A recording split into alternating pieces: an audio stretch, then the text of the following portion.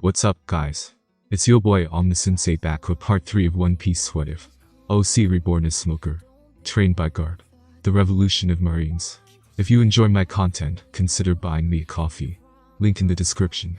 Like the video, share, and subscribe. Remember to check out the author of this fantastic fanfic. Link in the description. With all that out of the way, let's get into it.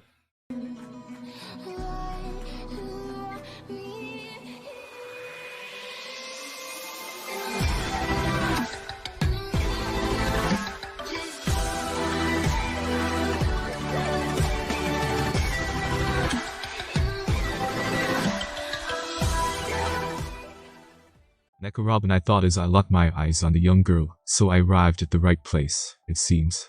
It was a gamble at best. Back then, after I left G1, tailing Jaguar D Sol and Nico Olvia along with 2 marine ships, Sol, leaving the ship that was carrying Olvia and him, abruptly jumped onto our ships, preventing any further advancement. And what a fierce battle it was, with Sol enduring all the attacks on him, and solely focusing on breaking the ships. If not for the storm that suddenly struck down us, blowing all of us away, he probably would have accomplished his objective, although the whereabouts of the other marine soldiers are unknown now. Back then, during the storm, I continued to chase after Sol. His enormous body was battered and bruised by the storm. Risking my life, I entered the wild storm and hid myself in Sol's clothes, before we plummeted into the sea. Cough, cough. Cough, cough, and now, Sol, coughing out gallons of water over and over, seemed to be returning back to life, slowly before suddenly screaming with his eyes popped out, upon sighting Robin and me, for no reason in particular. Robin and me, not expressing any surprise whatsoever, simply looked back at the giant impassively. I then turned my head back at Robin and asked, "Are you hungry?" Judging by the nuance of your speaking, Robin replied while holding her hands together from her back, "You are the one who's hungry, aren't you?" "You aren't wrong there. I'm going to get some food," scratching the back of my head, and turning back to see Sol, who was breathing heavily. I then pointed at my back, after we move him to a better location, that is. After moving Sol away from the shore and deep into the forest, and quickly building a campfire to let him warm his body, I returned back to the shore, along with one long stick in my hands. Robin, who seemed to be curious about what I was going to do, followed me. "You used smoke to move that giant," Robin noted as I began to stab the stick in the sea at a rapid speed, stabbing through one fish that was swimming in the water. "Yeah, that's my ability," I replied with a grin, before stabbing the stick again, catching another fist with ease. "Why, are you amazed?" Robin pursed her lips in thought, before raising her hand up. Immediately after her motion, a hand of a similar size as Robin's suddenly grew from the nearby sand and waved at me. Because of this, the kids in town say I'm creepy, so I don't play with them. I thought that maybe you're the same as me. There's nothing wrong about this. You simply ate a devil fruit, right? I said casually, stabbing through the third fish that swam by. Powers like this are very common in the Grand Line. Growing arms is scary. PFF, I've seen a guy who is a literal walking explosion. He laughed like a crazy retard as well. If anything, he's bazillion times creepier than you ever will be. Then, our conversation fell silent. The only sounds around us were the waves crashing over the shore, and the small plops that I generated while jabbing the stick into the water. Yet, Robin stood next to me, refusing to leave. So, I reopened my mouth, while placing the stick full of fish on my shoulder. "My name is Smoker. What's yours?" Robin, who looked up at me upon my question, muttered Robin. Crouching down to take the fish off the stick, I then began to dismantle them skillfully. Garp-sensei made me grow strong, after all. "Robin, huh? Sounds like a boy's name to me," I said with a smirk. Says Smoker. Robin immediately made a comeback, before giggling as if she found her own joke funny. Ugh, I can't think of a comeback. Making meaningless conversations back and forth, I eventually got all fish dismantled, ready to cook. Returning back to the forest where Sol was taking a rest, I placed in more woods to reignite the dying fire, and began to roast the fish. Sol, who seemed to be in a much better state than before, was sleeping soundly. While the fish meat, stabbed by multiple sticks that had their other ends embedded in the ground, were being roasted, I cut down a moderately sized wood with Renkyaku, and placed its trunk on the ground, to provide a place for Robin and me to sit down on top of. "You know," sitting next to Robin, who was swinging her legs in front of the fire, I asked, "You've been with me for quite some time by now. The sun has begun to set as well. Would your parents get suspicious?" "I don't have any parents." Robin, who seemed downcast by my question, answered, "I have a mom, but her job keeps her away on the ocean, and I don't even remember her face." "Yes, of course, Neko Olvia," I thought with distaste, "the one who left her one and only child, for the sake of mere knowledge." A fool who's responsible for placing her daughter in 20 years of misery. You know, we're kind of similar, I said while lifting up one stick, where the fish had stabbed through was now ready to eat, before handing it to Robin. Robin, who received the stick with fish from me, looked at me questioningly. Since birth, I only had grandfather as my family, and he too passed away quite a long time ago. Raising my head up to see that the night was descending, I said with sincerity, my hometown, the place in which I buried my grandfather, was destroyed by the pirates. Wandering alone, by yourself. Sailing in the cold and harsh sea, on top of a small boat. Turning at Robin, who looked at me with widened eyes, I smiled. I think I can somewhat understand your loneliness. Robin's hold over the stick trembled.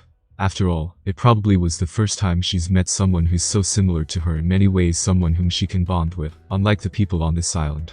Can I, Robin whispered, with her hair covering her eyes, stay here for the night? Well, I was caught off guard by her sudden question, but eventually grinned. Feel free to stay as long as you like. Flexing my biceps, I said confidently, it seems that the time for me to show off the Garp survival technique no. 1. House building has arrived. Haha, what even is that?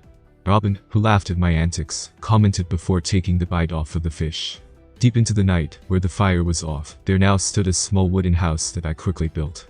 Within there, on top of the cushion of leaves that I frantically gathered from all around, Robin was sleeping. I couldn't help but wonder if she really trusted me, a stranger whom she just met, this much.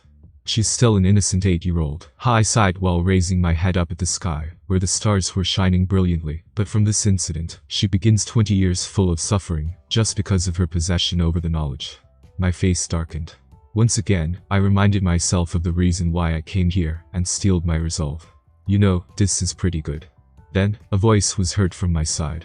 Sol, who was munching on the fish I previously roasted. Gulping the food down and looking at me with confusion, Sol whispered in a low tone, afraid of waking Robin up, why did you help me? With my gaze still headed up, I replied, do I need a reason to save a righteous man like you?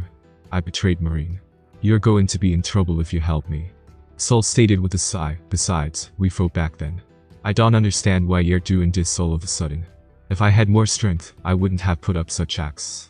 If not for Marine being my home, if I didn't have any ties there whatsoever, I may have quit this organization already. I stated truthfully, which brought Sol to look at me with shock. I've only recently realized. More than half of the organization is composed of faithful dogs of the world government. The justice that they love to boast is nothing but a symbol which represents that they are the loyal slaves of the celestial dragons. You're different. Thus your call, which will soon happen, is nothing but cruelty. Trampling upon the home of the innocents, especially by a cause that didn't involve any killing, any plundering, or any evil act, but simply consisted of a wish to learn the past. I snarled as the anger began to build up in me. Under no means can that be justified. This is nothing but a massacre, something that the Marines shouldn't do under all circumstances. Sol, finishing up the remaining fish, placed the sticks down and looked up at the sky, following my suit. He then said, what's your plan now then? Plan, I thought to myself, I do have one in mind. Question is, will it work? Find where we are. Reach O'Hare. Then what did you say? Sol, looking at Robin in panic, shouted at her, oh O'Hare, you say. Robin nodded slowly while taking a step back, intimidated by Sol's shout. We're already at O'Hare. I, feigning my shock, muttered with my hand on my chin. Robin looked at me questioningly, what's wrong? Taking in a deep breath, I made a smile and patted her head, don't worry. This island is going to be blown up soon, but I will try my best to minimize the stake. Robin's jaw dropped in disbelief, for real. Sol looked at me, while still shaken from the news. His lips quivered, filled with nothing but fright. Placing my hands on my face, I slicked back my white hair. Then, looking at the two of them, I stated to them, I have a plan. The bombardment is inevitable, but more lives can be saved. But for this to work, I need help. Though I have no idea how much time I got, I have to try all that I can do. I asked, filled with nothing but determination, will you two help me? Robin seemed to be sweating from nervousness. Yet, she nodded, why yes. You are my friend now, after all. Sol, who took in a deep breath to calm himself down, asked me with a stern expression, what's your plan? Smiling in gratitude, I leaned down and began my explanation. This is how it's going to happen. First, my heart was thumping fast. Will I be able to protect all that I wish for? The answer to this question depended on how I will spend the time given to me. Tick, tock, tick, tock. The clock, it was rapidly ticking by. Sol, after arriving at O'Hare in the cannon, stayed hidden for some days, though I can't remember the exact number. I thought to myself, from what Suru said to Kuzan-san, the operation will begin within a week, as in they will leave the base G1 within a week if Sol and Alvia were not to have broke out. From my speculation, I believe that we have around 3 to 4 days before the buster call begins. With such thoughts in my mind, I spoke up to Robin and Sol in front of me. Let's talk about the civilians. There indeed is an evacuation ship provided in the cannon, which the civilians aboard to get away from the buster call. However, Sakazuki then blasts down the entire ship to thoroughly ensure that no knowledge gets leaked out. I was thinking if Kuzan was present during then, would he have prevented it? Probably, I thought, but I can't say for sure. And I'd rather not weigh human lives over probability, meaning I have to choose among the two following options. 1. Prevent the civilians from boarding the evacuation ship, while somehow having them survive the buster call. 2. Prove and appeal their innocence, such that Sakazuki finds no need to kill them. The answer was pretty obvious, for the second option of proving was practically impossible. Knowledge wasn't a visible concept.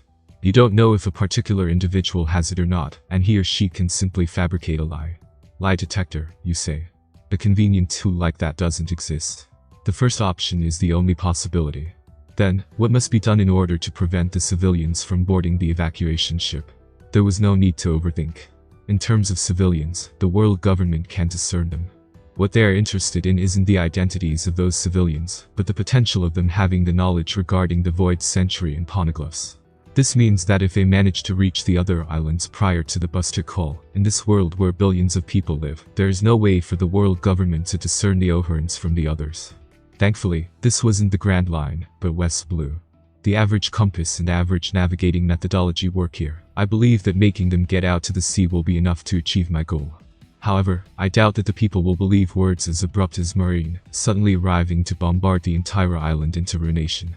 They will think that I'm a fraud. I said thoughtfully, the whole idea of warning them won't work. I can't use the method of knocking them out with my smoke either. My use of smoke will immediately give away my identity. Wadden. Sol scratched the back of his head, finding the situation bleak. I believe that in order to achieve this motive of driving them out of here, I need to play a pirate. Ones without strength are bound to feel fear upon encountering a potent hostile. Driven by instinct, they will leave this island, using everything that they got. But in order for this to work, I must ask one thing. Turning to Robin, I asked, are there ships that the people can use to sail out? Ships big enough for all civilians to board? Robin nodded immediately. O'Hara is the hub of scholars. Although there is Den Den Mushi, the information that can be relayed from a far distance away is limited. Therefore, for the sake of exchanging knowledge, and for the sake of going on an expedition for research, it is necessary to have many ships ready at all times. The issue, however, Robin then pointed out acutely, lies on the fact that with so many people boarding the ship, its speed will be notably slow. It will take days for them to reach the neighboring islands. I nodded, having thought about such an idea already. Even better. If we were to assume that the other islands contain the marine bases, then these civilians, after reaching those islands, will report the piracy that affected the entire O'Hare. If this happens prior to the start of the buster call, then the chance is, the world government will come to realize that the information of buster call was leaked out, and may change their strategy to something even worse. Sol, who didn't seem to understand my words, simply scratched the back of his head. On the other hand, Robin's mouth formed an O shape, finding my logic plausible. If the ship is slower, then the villagers will only get to tell those marines after the buster call happens, she muttered, before questioning again. But for this whole plan to work, the threat that you pose must be just as big. You at least have to be someone who is capable of destroying an entire town by yourself. In response, I pointed at myself with my thumb, and you got just the one over here. Sol supported my words. He can do it. Okay. Then, while holding her left arm and turning her head sideways, Robin asked gravely, "You aren't going to make me board that ship of villagers, are you? You really dislike them, huh?" I remarked. Sighing as I looked up, I said, "The second half of the plan, involving the lives of the scholars, is going to be dangerous. However, at the same time, I'm afraid that something may happen to you while you sail with those villagers. Remaining here poses more risk, but at least you'll be in our sight." Neko, Alvia and Robin. Their meet causes Robin to sprout out all details of how she's a full-fledged archaeologist. But save their interaction, if I can have Sol and Robin hide from the start to the end, such that the world government and Marine don't even get a glimpse of them, I think I can make this work. I value your opinion, Robin.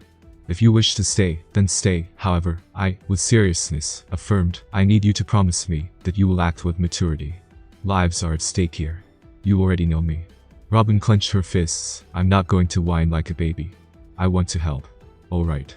With that having been dealt with, I'll now explain the second phase of the plan. One mistake and all is over. I'm trying to balance things out on a sharp needle. I can only hope that the events will flow as I intend to. The only way for the scholars to live is to fool the world government that they died, similar to how Sol's case went in the canon. Taking in a deep breath, I ease my mind.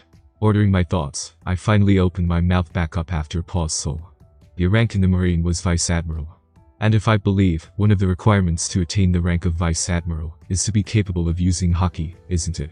Sol's eyes widened. Oh, so you knew, I see. The giant, whose inherent strength alone far surpasses that of an average human, and also possesses the ability to utilize the armament hockey, I exclaimed, before asking, tell me, Sol. How deep can you dig in 2 days? Dig. Robin's eyes widened in realization as she looked at me. Don't tell me that you plan to create some sort of bunk. The Marine will bring 10 warships. They will fire all they got, but the supply is limited. It is impossible for them to completely erase this island, I claimed with certitude. Since Vegapunk and Dragon visited the destroyed O'Hare a few months after the incident, it is only the surface of the island that will be wrecked from the Buster Call. By digging deeply enough, escaping the impact of the Buster Call shouldn't be impossible. Dig, you say? Sol said while raising his huge right hand up. Then, the tip of his index finger was coated in pitch black, indicating the use of armament hockey. Hardening, before he pressed that finger down on the ground. Said finger effortlessly pushed into the ground as if poking through the water. I can probably dig real deep, Sol replied with a confident grin. Robin, who didn't seem satisfied with my plan, was about to retort. However, I spoke up without giving her the chance to speak. I know. The impact from the Buster Call will collapse the hull, crushing whoever's in there. I then searched my pocket before taking out the gum dispenser that I previously received from Joan, and therefore, we'll use this to stick the wood trunks and stones within the holes, for the purpose of reinforcement. Do you believe that it's an impossible task? I don't. I looked at Sol, who looked back at me with determination in his eyes, for it definitely is possible. Still, Robin asked with sharp eyes, if your plan is to put all scholars in the hole and have them survive from the Buster Call, we might as well just send them away like how we'll do with the civilians. I shook my head. No, that won't do. The purpose of the Buster Call is to make an example out of these scholars, of what would happen if people were to disobey the laws set by the world government. They are specifically targeting scholars, and unless they come to believe that their targets died, they won't stop. The hole will be hidden. By the time the Buster Call starts, you two will be hiding in there. The scholars will remain up, receiving the full brunt of the Buster Call. What Sol and Robin shouted at the same time, but I nonetheless continued. The cannons, fires, blasts, they will produce one thing. Smoke. Smoke will arise, preventing the Marine and world government from viewing what exactly is going on. During then, by using my ability, I said while morphing my right arm into gray smoke, I will pull those scholars into the hole. But Robin said warily, some will die. And it's impossible to save all of them. I answered coldly. Although the Buster Call is an immoral violence, the scholars knew of the risks, yet still proceeded with their research of Void Century and Poneglyphs. I commend their resolve, but whether they live or die, ultimately depends on luck. And this was the full gist of my plan. Are they fine? Robin, who was standing in front of me right now, asked. After some time passed since our discussion, I was now out of my marine attire, and instead, was putting on the clothes that Robin stole from her uncle's closet. The most important aspect to consider was the black cloth that covered the entirety of my head and face except for my eyes, which Robin made by ripping the clothes of her aunt. As long as I'm not recognizable by anyone, it will suffice, I replied while stretching my body. Although an outward appearance can contribute to inflicting fear, we don't have time to care about that. We were currently standing in the forest before the town. Go back to Sol, Robin. You probably won't like what I'm about to do now. Robin, who reluctantly stood by after my words, eventually nodded. Don't kill anyone, okay? I chuckled at that. Hey, I'm a Marine, not a pirate. Don't forget that. Hopping down, I stared at the town's entrance. So here it is, the fruit to my long-lasted sleepless nights. I closed my eyes momentarily in thought. But don't forget, myself. Back then, I promised myself that if I were given the second chance in life, I would live one that is worthy, that I won't repeat the life of a scum. Feeling my heart beating rapidly, I opened my eyes back up in resolution, before raising my leg up, Rinkyaku. 3 days later, silent and still.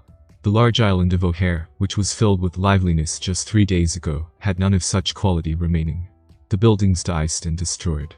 Not even a single one was spared, and this signaled the ruination of the so-called daily lives of the O'Harans. However, Neko Olvia, who just arrived at this island, noted as she continued to run toward the huge tree of knowledge, and yet, I don't see any blood or corpse soul. Did you reach here before I did? Boom. Kicking the door that light at the base of the tree of knowledge, Olvia momentarily disregarding the wreckage entered the place. And she has come to see the scholars who were injured and wrapped around the bandages. I thought, one of them, his eyes whitened upon coming to sight Olvia, exclaimed, "You were caught by the Marines, Olvia-san, so that Marine ship we previously sighted, were you the one on it?" Not paying attention to their words, Olvia asked with a mix of confusion and shock, "What happened here?" Then, Dr. Clover, the man whose beard and hair altogether resembled a clover, and had bandages wrapped around his entire body, answered gravely, "A pirate raid." "What? Everything that you've seen on the outside was the work of one enigmatic and bizarre pirate. He made a deal with us, that in exchange for the lives of the civilians, we are to hand over this island. The wreckage of the island is just a warning sign." Clover, closing his eyes, replied solemnly, "Within a week, he will be back with his crew." A pirate now, of all times. Clover, opening his eyes back, then asked, "Olvia, why are you here?" Olvia, upon hearing Clover's question, calmed herself down. Deciding to temporarily forget the event that happened while she was away, she said sternly, "Did you read the newspaper? The team searching for the poneglyphs, which left this island 6 years ago." She bit on her lips, expressing frustration. Her fists tightened and shook, expressing anguish. As if trying to tone down the pain in her soul, she let out a breath before continuing, "Has been obliterated all but myself. All 33 of them. I was captured, too." Clover's eyes narrowed, then, and after carefully examining our slaughtered comrades' belongings, the government managed to figure out that we are from O'Hare. As the scholars listened silently, Olvia, unable to contain her emotion, let out tears. Covering up her face, she bawled, "I don't even know how I can make any excuses anymore. This land is now in danger because of us." "Stop that," Clover yelled firmly, looking straight at Olvia. "It's nobody's fault. Those who left for the sea and those who stayed here are all on the same team. You're the one who's had a hard time." Olvia raised her head up with sorrow. "Doctor, from the beginning, the government has labeled this island, O'Hare, as a threat. An island where scholars from all over the world have gathered and continue to study about the history." Clover then smiled gently. "Perhaps, this was bound to happen." One scholar noted, "I bet that they think they've got us now. They wouldn't miss this chance, yes, but we've got the info before it's too late. They'll eventually wipe out everyone who claims to be a scholar in O'Hare." Olvia, ridding herself of the negative emotion, shouted in restored urgency, "So everyone hurry up and leave this land." However, even after her statement, the scholars didn't move. Instead, Clover stated, "You're right. This time, it seems, we can no longer elude the eyes of our investigators, if the government is already planning to kill us." Olvia shouted, "Then hurry." "But Olvia, I..." Clover turned his back, staring at the massive reservoir of books. "I cannot run away, abandoning all these treasures of mankind. You should have known that." The scholars all grinned, and one said firmly, "Same for us, Olvia. I've no idea what the government has in mind, but if we run away, we can't protect the precious history stored here. We'll just do our best this time, too." Olvia looked at them with sadness. Everyone Clover then let out a chuckle, and how ironic, for that pirate's attack to lead to the escape of the civilians. Lowering his head, he said firmly, "No one died 3 days ago. Robin too evacuated along with others." Placing his hand on his chin, Clover reminisced with a smile, "And speaking of that incomparable genius, she's a lot like you when you were a child. No need to speak of her. As long as she's safe," Olvia said softly, "then that's enough for me. Once I've stepped onto this path, I am a stranger to her. I cannot make her the daughter of a criminal." Boom. Then, the door broke open again, by another scholar who entered the room with a panicked expression. As everyone turned at the man, he shouted, "Dr. Clover, there's a ship with the world government flag on it this time." Clover answered calmly, "For the government's ship to come all the way to West Blue indeed. This is a very serious situation." Olvia, who immediately took out the rifle from her back, shouted grimly, "Everyone, listen, you're neither my friends nor my acquaintances. Please remember that." Without hesitation, she began to run outside. "Olvia, wait, what are you doing?" Clover shouted, but Olvia ignored his shout and continued her charge. At the shore of O'Hare, one huge ship arrived. On its body, the word "World Government" was engraved. From within, many men wearing black suits stormed out, fully armed.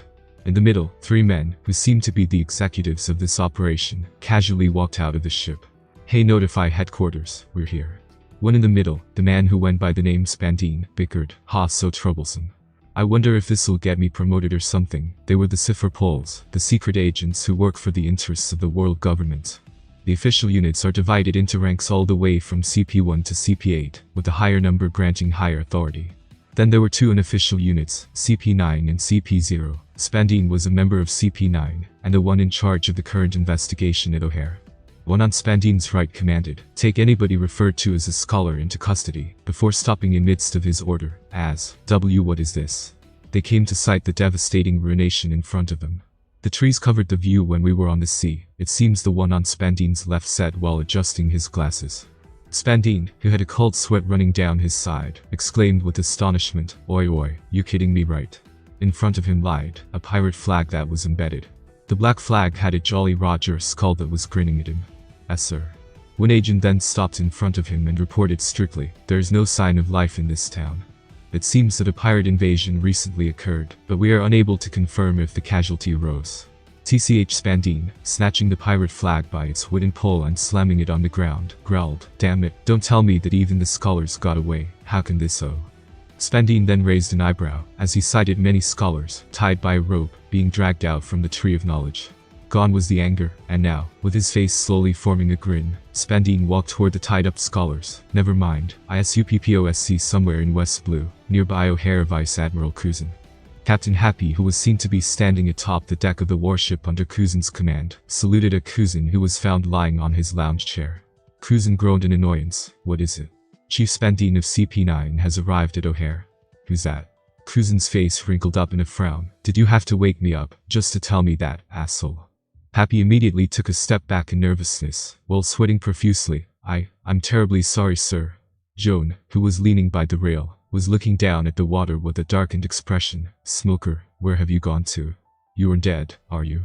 However, their ship wasn't alone.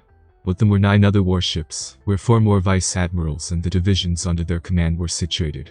Looking at Kuzin's antics with amusement, Bayard, one of the 5 vice admirals, commented, "Why, you seem to have changed, Vice Admiral Kuzin." Kuzin didn't even bother to respond, but continued his slumber. "Don't bother. As long as he fulfills his duty, what's there to complain of?"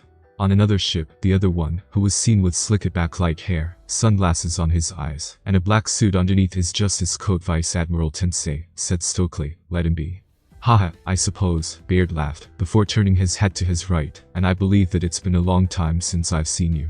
Said man was wearing a dark-colored fedora hat similar to the one that Bogart wears, coupled with blue shirt and brown pants underneath his justice coat.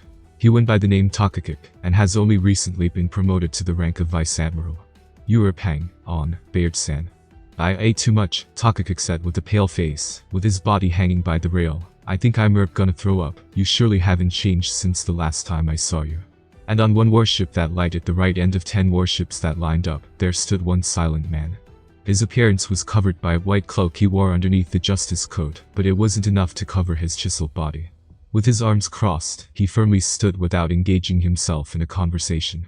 His eyes were focused on the horizon in front of them, the direction in which O'Hare lied. Vice Admiral Sakazuki, who also went by the codename Mikenu. No one in here would doubt that he was the strongest among them. And Kuzin, who opened his eyes behind his sunglasses, looked warily at Sakazuki. Then, moving his gaze at the horizon which Sakazuki was glaring at, Kuzin couldn't help but think, "Where have you gone off to, smoker?" Jaya Spandine, who fell on his back, screamed in terror, "You shot me, I'm through. It's all over for me, damn it, please tell the higher-ups to give my son my seat as chief." At some distance away from Spandine, there stood Neko Olvia, who was holding onto the rifle with its smoking barrel pointed at the fallen Spandine. The one on his right facepalmed, "Chief, please look carefully. It merely pierced your coat sleeve." "Oh." Spandine sat up with his eyes on the hole in his coat. "You're right." Olvia muttered, "My next shot won't miss." Click. Olvia then realized that she was surrounded by many Cipher-Pol agents, who were pointing their firearms at her. "Since when?" Laughing in mockery, Spandine stated, "Muhahaha, the one who compounded her crimes by breaking out of the marine prison, just so happened to come to this island." Echo Olvia. The woman who continued to deny any relation to the scholars of O'Hare, and yet she came here of all places, almost as if she were asserting that it was her hometown. "Additionally, our investigation on your team has confirmed that you two committed the same crime as this place's scholars." Spandine stroked his beard in an exaggerated manner. "What a striking similarity." Olvia glared at Spandine. "Just because I'm here doesn't mean you'll be able to prove something. And it doesn't matter." Just when Spandine stated impassively, a den mushi that the man with glasses on his left was holding, rang. "Oh?" Spandine turned to the den mushi with a grin, "And here's the call." Behind Spandine and his 2 executive members, there were archaeologists, all tied up and bound. They were sitting on the ground, gazing with still faces as Olvia was being apprehended by the Cipherpol agents. As the man with glasses lifted up the dial and accepted the call, a voice spoke out. "Yep, speak," the man with glasses stated. Olvia's eyes whitened. She thrashed, but to no avail. The scholar's head simply lowered, accepting their fate. As the call was cut, Muhahaha. Spandine laughed while standing back up. "Well now, O'Hearn scholars, we have officially made the decision for your execution." Then, forcibly morphing his face to a feigned sadness, Spandine shook his head. "Look, this is just my job. You conducted your research to awaken the powerful weapons. You wanted to kill many people. How sad it is to lose the greatest scholars of the world." Clover, who was sitting in silence, then spoke up. "The government's afraid but not of the weapons, huh?" Spandine raised his eyebrow, as Clover continued. "Before my death, let me speak with the heads of the world," the Gorse. Clover looked at Spandine without an ounce of fear. "For a long time now, O'Hare, the holy land of archaeology, has continued its research. The dream is only halfway there, but I have created a hypothesis about the 100 years of blank pages which I wish to report. Deep down in the island of O'Hare, there lied one moderate-sized hole. Due to the small-sized entry from the surface, and the fact that there lied the patches of grass right above it, the agents failed to notice it with a brief search of theirs. Reinforced with wood and stone. Coupled with many clothes and blankets, Sol, Robin, and I, the ones who were hiding in this dark place, managed ourselves warm without the help of fire. They are here." And Robin, his arms were crossed to use her fruitability, muttered with anxiety behind her tone. "It's just as you said. I can't see what's exactly happening because of the plants, but people wearing the black suits, they're here. Cipherpol agents, I thought as I stood up from the wall that I was leaning on. It's the time." Turning at Robin and Sol, I stated firmly, "Wait here, and be ready to receive the ones I'll be dropping from the top." I'll use my fruitability to move without getting noticed. However, I was then forced to stop by a huge hand that blocked my way to the exit. "Sol." My eyes narrowed. "What are you doing?" Sol, although I couldn't see his expression well in the darkness, shook his head negatively. Unwilling to remove his hand, he instead said, "I can't let you go up there, smoker." Sol. Robin mumbled in confusion. Sol closed his eyes tight and bit his lips. His body trembled, as if making a hard decision. However, his hand relentlessly blocked my way. I made a promise. Clover, with his eyes closed, reflected upon the conversation that he secretly had with Sol 2 days ago. Clover knew that his time has arrived. Tied up and on his knees, bruised and injured from the hits by the Cipherpol agents. Olvia was struggling to her end, but him, along with the scholars by his side, remained silent. Clover smiled, with his eyes shaded. Oh, how glad Clover was, that although things turned out to be this way, he will be able to pass away without much guilt in his heart. Along with a pleasant feeling that a weight was lifted up on his back, Clover thought for the final time, "Thank you for saving us, Smoker." And now, he could fully commit himself to the final battle in his life. Yeah, it's a crime punishable by death. We found enough evidence to support that. Give us your orders. Spandine, who was holding onto a dial connected to the Den Mushi, said seriously. Clover, raising his head up, stated without a hint of fear, "I can see right through your pretentious speech, Gorse." Spandine immediately barked to Clover, "Bastard, you're talking to the leaders of the world here." Den Mushi, which held a calm expression on its face, spoke. Clover refuted, "Everything I've done in the past has been for humanity. There is no one who has the right to stop me. If you read the Poneglyphs, the revival of ancient weapons will bring about a crisis for the world. Even if you bear no ill will, there may be others who intend to use them in such a fashion. No matter what lies in the past, humans create history, and thus they must accept everything. If we come to know things without feeling fear, we will be able to create some form of countermeasure." Clover spoke powerfully. "The ancient weapons are carefully hidden in a way that a select few may already know where they lie, and how to access them. If we remain blind, we are rendering ourselves susceptible to them, and the day on which they surface will be the day of calamity. We must be ready." "But nowadays," Clover, narrowing his eyes at the Den Mushi, exclaimed, "due to such behaviors of you, the world government, we've become more curious of the truth regarding the Poneglyphs' reason for existence, rather than their contents. In the past, why would people carve texts on mineral ores? Perhaps they wish to convey something to the future. They probably couldn't leave behind paper or books, because they may have thought that their message would get destroyed." Clover claimed with certainty. "In other words, there is clear evidence the people that left behind the stones had an enemy." The Den Mushi stared at Clover grimly. "If we assume that these people were destroyed by their enemy, then their enemy would continue to live on. Coincidentally, 800 years ago, right after the Void Century, the world government was born. The Den Mushi's eyes slightly widened. It seemed that the recipient of the call in the marriage wa couldn't conceal his emotion to a complete degree, which told Clover that his theory was heading in the right direction. If the destroyed people's enemy had become the world government, then I believe that the Void Century was erased by the world government's hands as inconvenient history. The information on the poneglyphs revealed the existence of a single country. It was depicted as a great civilization, as well as a kingdom of great power. However, any information about this country has been thoroughly erased, and having predicted this outcome, they entrusted the knowledge to the future by carving stones which we now call poneglyphs. That's an audacious hypothesis, Clover. The ancient weapons truly are a threat to the world. However, the greater threat to the government would be revealing the history ideas, and even the existence of that country. And why would that be the case? Why would the information of the long-lost kingdom be more dangerous than the presence of the ancient weapons? Clover spoke with a genuine passion. He didn't look like a man facing death, as his eyes gleamed with enthusiasm. With his fists clenched tight, he then spoke, "I've been speculating that perhaps the world government already is in possession of those ancient weapons. And although I am unable to fully explain that threat, we've come to learn that the name of that country was He. I suppose that this is it." Bang. From the barrel of a pistol in Spandine's hold, a bullet was fired. It penetrated right through Clover's skull, and Clover, without finishing his statement, thud, fell, with his eyes hollowed out. Professor, the scholars screamed. Alvia, with widened eyes, gazed at the fallen Clover, whose blood was oozing out and smearing the nearby ground. Who is in the right, and who is in the wrong?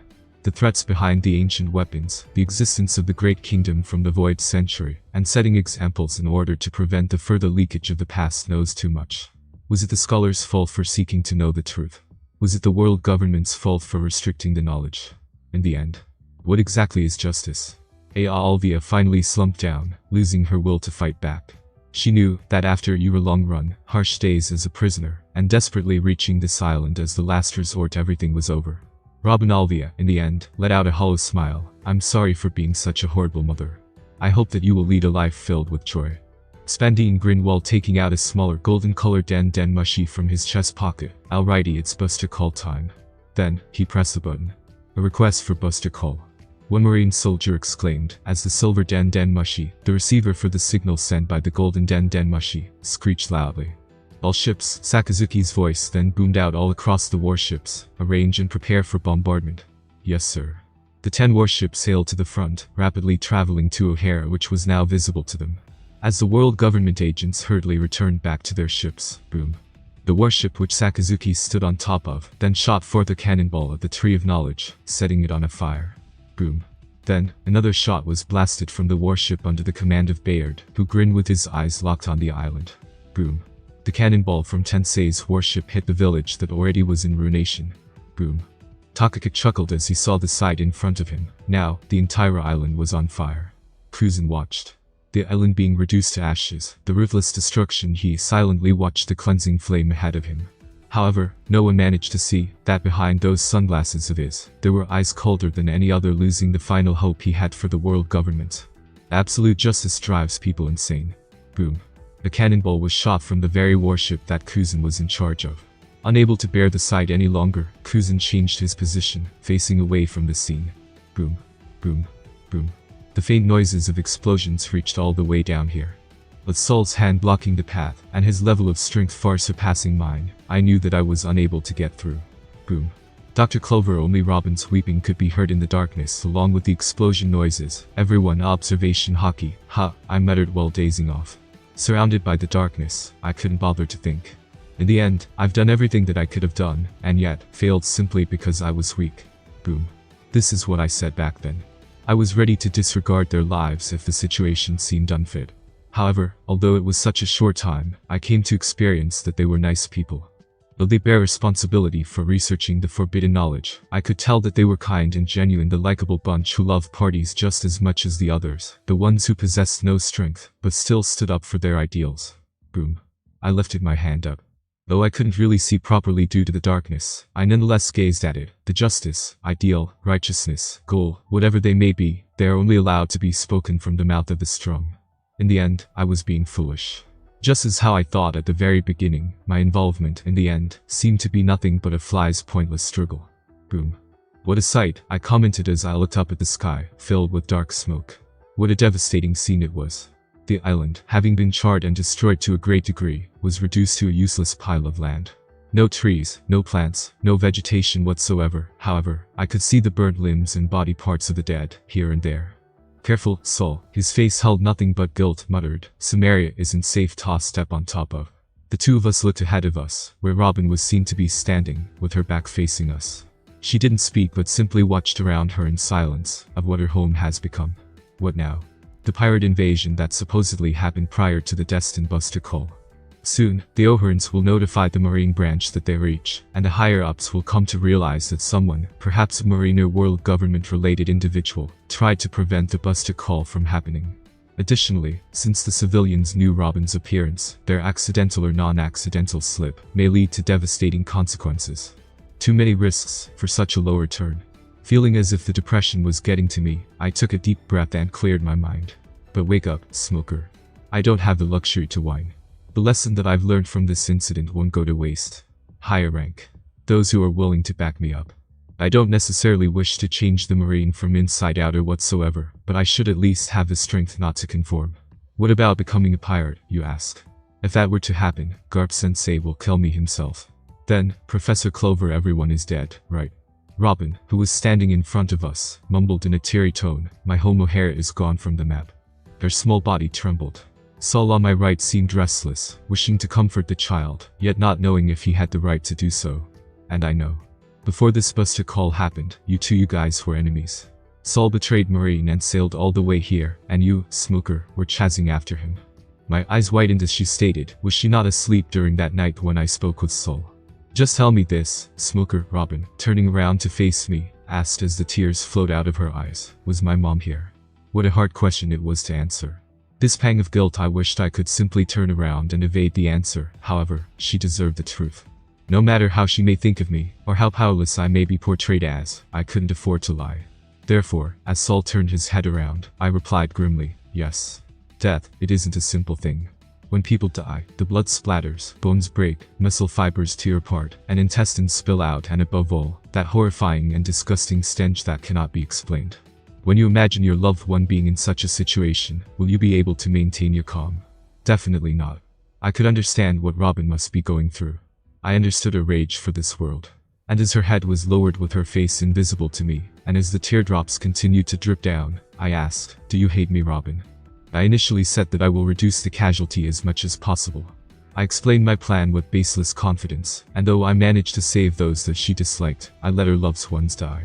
Overall, I concluded that Robin, she hated me. My full name is Neko Robin. I am an 8-year-old girl, as well as a certified scholar who not only possesses profound knowledge in the field of archaeology, but also the ability to interpret poneglyphs. What? Saul seemed terrified of what he just heard. His eyes widened, and his jaw gaped wide. He took a step back unconsciously, before falling on his butt. Robin, with her head lowered, continued, and I knew that this was forbidden. This is probably why my family was killed. By that logic, I should be dead as well. Raising her head up, Robin forced a smile as she stared at Saul and me. So I don't hate you. No, I am thankful. You knew that this was going to happen, and tried your best to prevent it from happening. You risked everything for our sake. Her words of thanks, for a reason unknown, brought pain to my heart. And I know that based on the fact that the civilians recognize me, I will have to disguise. My name will have to change.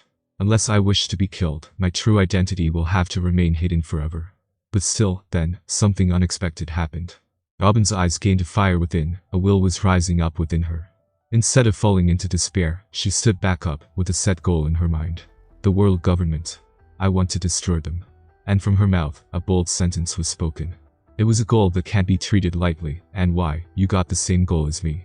It was a goal that I too set after witnessing this incident. And I will join the Marine to do that. Robin, staring at me with a firm gaze, stated, so take me with you, smoker. Saul looked at the two of us with his eyes shaking. Sweating profusely, he seemed to be contemplating if he should stop Robin or not. His right hand was being lifted up, however, he eventually lowered it back, still filled with guilt, and thinking that he has no right to stop her. Staring back at her, I said, you will be under high risk at all times. Fine by me. There is the better option of following Saul to Elbaf. Not interested. Your mother would have wanted you to stay away from the harm. Robin momentarily stopped. Then, biting her lips and furiously wiping the tears off of her eyes, she growled, "And she's dead." Now, standing in front of me, she grabbed me by the collar and brought me right in front of her face. "So, am I in, Lieutenant Smoker?" The change from the cannon, I thought as I stared into her, instead of the life under the run, life as a Marine, huh? Everything was jumbled up, and I truthfully don't know if this was a good change. However, I nonetheless stated, "You're in." On top of the deck of the Marine warship, which was returning back to the Marine base G1, Jones seemed worried, walking back and forth. He's still not found, and the other Marines are found dead, scattered across a variety of islands. Jaguar D. Sol isn't yet found either. Turning to Kuzan, who was lying on a lounge chair with his back facing her, Jones spoke up, "Sir." "What?" Kuzan said with an underlying annoyance. "Smoker, he isn't dead, is he?" From Kuzan's point of view, Joan was truly worried. And truthfully, it felt strange to him that someone like Joan, who harbors the ideal of absolute justice, simultaneously possesses the kind and caring side. She was taught in the way of the absolute justice, from the very beginning. The absolute justice. It runs deep in the Marine, from the very start, was established to be the puppet for the world government, Kuzan came to think. TCH, Kuzan turned his head and frowned at Joan, "Fucking interrupting my sleep for a stupid question like that. Do you think that lowly of Smoker?" In response to Kuzan's bicker, Joan made a smile of relief. "So he's alive and well, right?" Turning his head back, and laying it down, Kuzan yelled, "Think whatever the hell you want." "Thank you, sir." Joan saluted at Kuzan, who didn't bother, causing some other Marine soldiers to sweat drop. And from the back, Captain Happy was seen to be standing with his hands on his back. He was smiling, with his eyes locked onto Kuzan. Eventually, he turned around, while whispering to himself, "He's given up, it will be fine to give him the codename now." Say that again. In the Marineford Tower at the topmost floor, there lies Fleet Admiral Sengoku's office. Although his table was filled with headache-inducing papers from all around the world, he currently was occupied with the call. Sengoku, with his eyes narrowed in suspicion, asked, "A pirate invasion? From those who claim to have come from O'Hare, you say? All right." Ending the call by placing the dial back to the Den Mushi, Sengoku placed his hand on his forehead.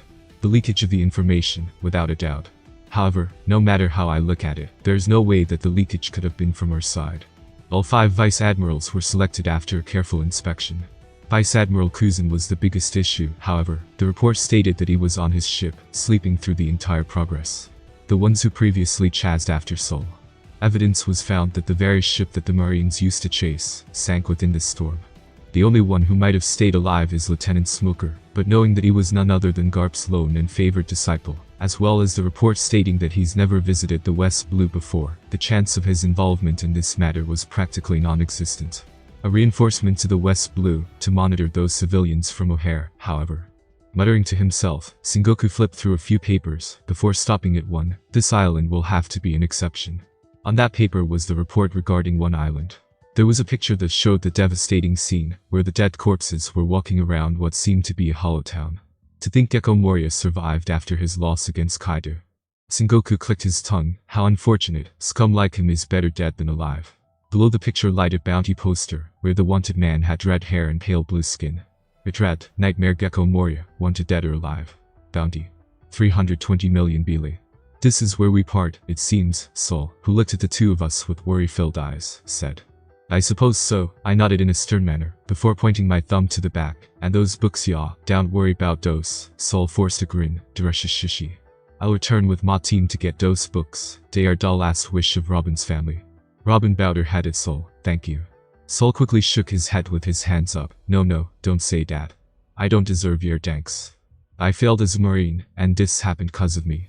The fact that he was the one who caught Alvia and her colleagues, and acquired the information regarding the O'Hare, was still haunting him to this day. Sol was too kind for his good, having revealed all this information to Robin.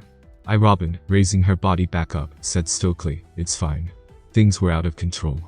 It was yet another change from the canon, Robin not thinking Sol as close as she did in the anime. Sol, knowing that it was the time to go, slowly turned his body around. While doing so, he looked at me for the final time. "Smoker." I looked at him upon his call, and Sol then smiled. "When you have time in the future, pay a visit to Elbaf with Robin. I will be waiting dear for you too." And with that, the incident at O'Hare has come to an end. Judging by the estimated location of the ocean where the ship that I was on top of during my pursuit after Sol sank, me ending up stranded on the island of Vito would make sense. Around 30 minutes have passed since Sol's departure by swimming. Now left among ourselves, Robin and I stood at the burnt shore of what used to be O'Hare, looking into the map of West Blue. And since this island is far away from here, O'Hare, I think I can fabricate a believable alibi. Due to the storm, I was sent flying in a random direction, miraculously survived, and landed in Vito. I was hurt and unconscious, and a girl named Roby, an orphan who wishes to become a Marine, healed me. Upon regaining consciousness, I immediately looked for a way to communicate, and eventually managed to report my survival. How does that sound?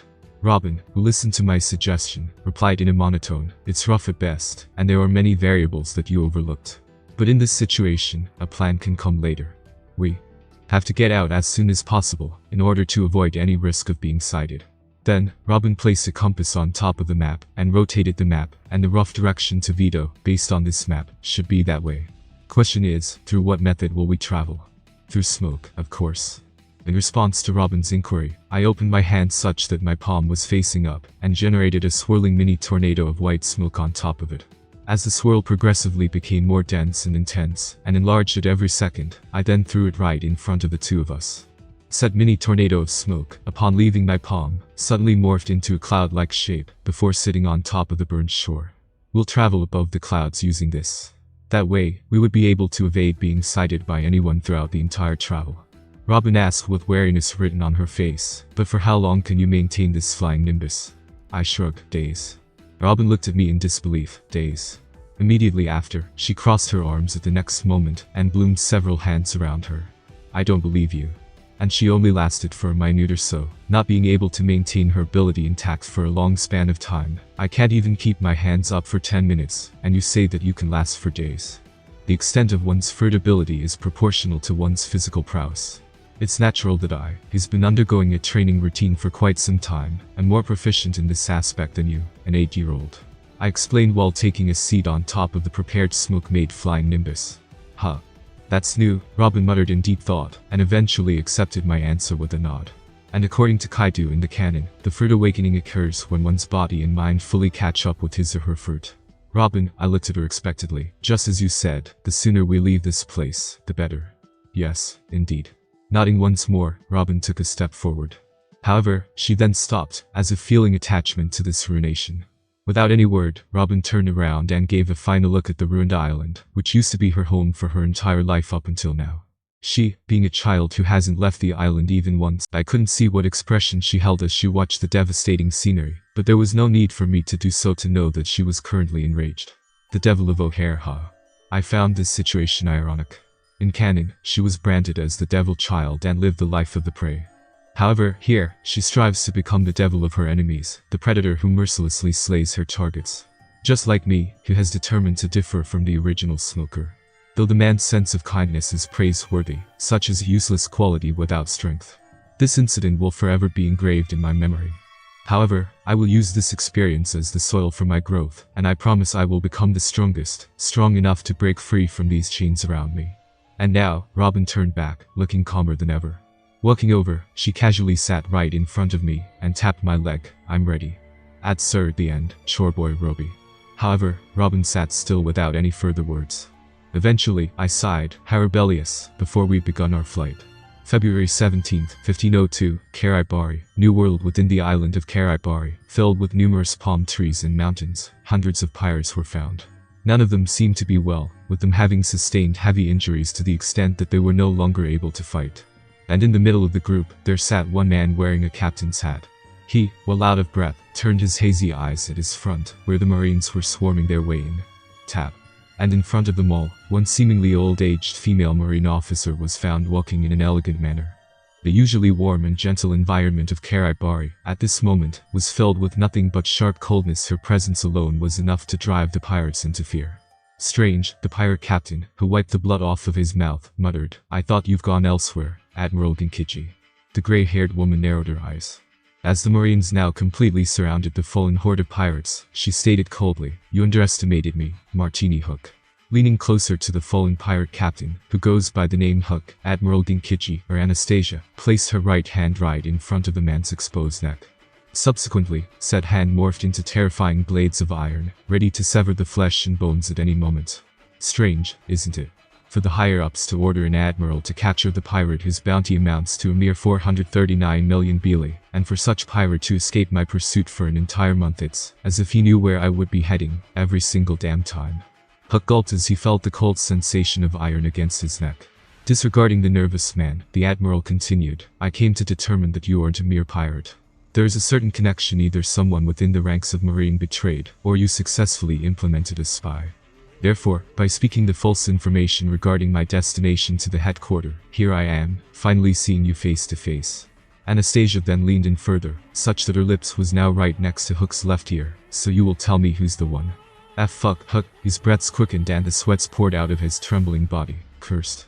The nervousness overwhelmed him, and as the iron blades on his neck began to pave their way in, drawing blood from Hook's neck, he finally lost himself. Ha ha ha, spy. You ask, ha, as if I am capable of doing that. Anastasia, confused by the man's words, said stoically, then elaborate. Oh, please, that information is off limit for you, Admiral Anastasia. Then, a new voice suddenly entered.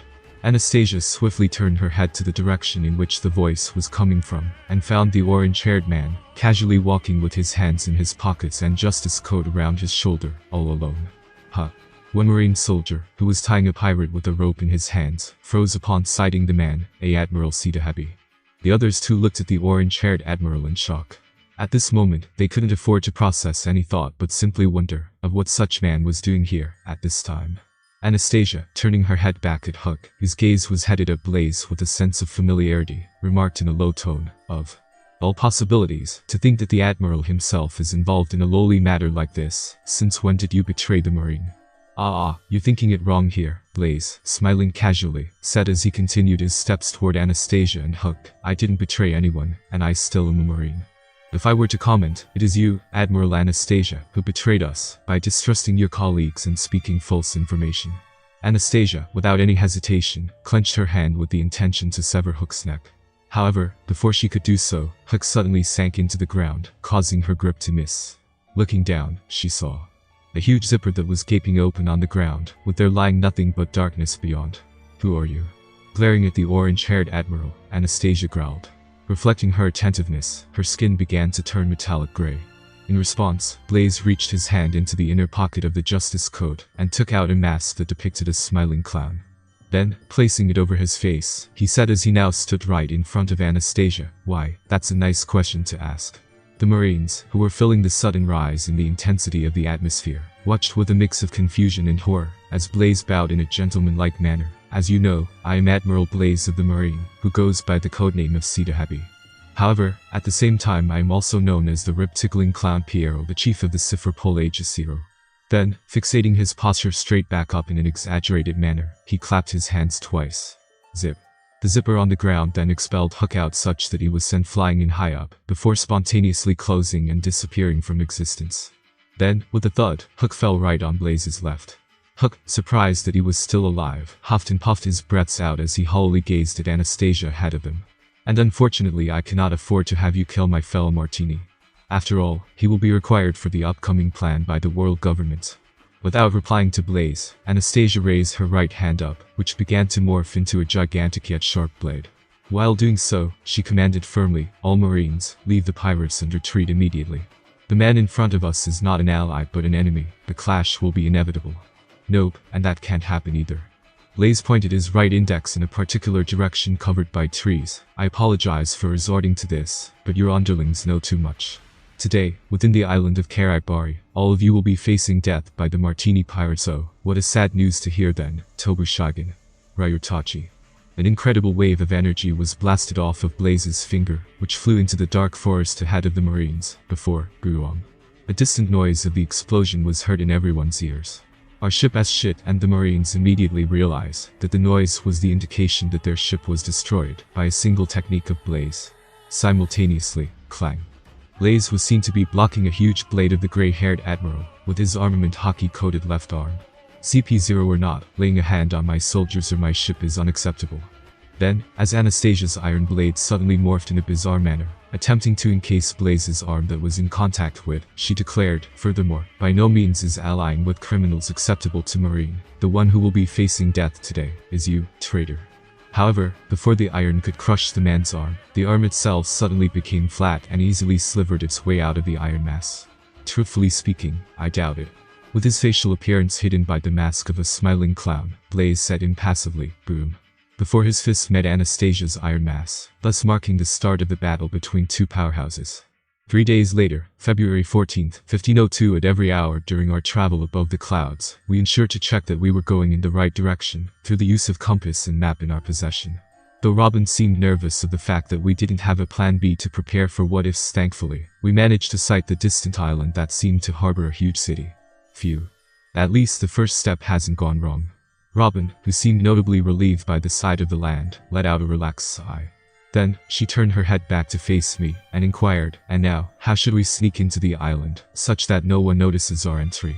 After all, we have to fool everyone that I've been living in that island for the entirety of my life. I place my hand underneath my chin in a thoughtful manner, start off by observing the island as a whole, and look for an ideal spot where no one is present. Especially since this is a very large island, there should be few spots like this. Robin, in response, pointed her finger at the seemingly remote forest, which covered the western side of the island. Done. Gazing at the forest that Robin pointed out, I roughly estimated the distance from our current location up high in the sky. I think it's manageable. Robin tilted her head. What do you mean manageable? Without giving her a proper explanation, I grabbed her tightly by the waist, as the nimbus under the two of us dissipated upon my will. Huh. As Robin let out a confused remark, I said, don't scream. Just when I said so, Robin seemed to have realized what I was about to do. Strangely, in contrast to how a child would usually react, she seemed elated for some reason. Nonetheless, ignoring her bizarre demeanor, swoosh. I kicked my feet against the air multiple times, by combining Geppo with soar. Coupled with the huge surge of smoke that I generated at the soles of my feet to produce even more boost in speed, the two of us traveled in a blur, to a speed that most won't be able to sight. And right before we hit the ground, puff. I immediately generated a dense layer of smoke right underneath the two of us, cushioning the impact of the fall. How thrilling. It's the first time that I experienced a fall like this. And as Robin placed her hands onto her cheeks and shook her head with a blush, now setting our feet on solid ground for once in 3 days, I quickly inspected our surroundings. Trees, trees, and more trees. No presence of another human being in here. Did we successfully enter unnoticed? And just when I made such a thought, over there. I think I saw something. I heard the shout from afar, causing me to sweat drop. I jinxed us, didn't I? Holding Robin by the waist and quickly blowing dense smoke to clear the footprints, I nimbly jumped onto a tall tree nearby, and hid ourselves from the eyes of the islanders. Now, with Robin and me crouching on top of one tree branch side to side, 12 people made their entrance. All of them shared one common characteristic: wearing a black suit as an attire. Based on this, I couldn't help but think with caution, Sifrapol. I wonder what would have happened if you made a miss just before. Would we have been squashed into the ground like an ant when it stepped on? In contrast to my growing nervousness, Robin seemed oddly happy, whispering weird stuff into my ear. Ignoring her, I set my focus below us. The mysterious group of men lazily looked around the forest with rifles in their hands.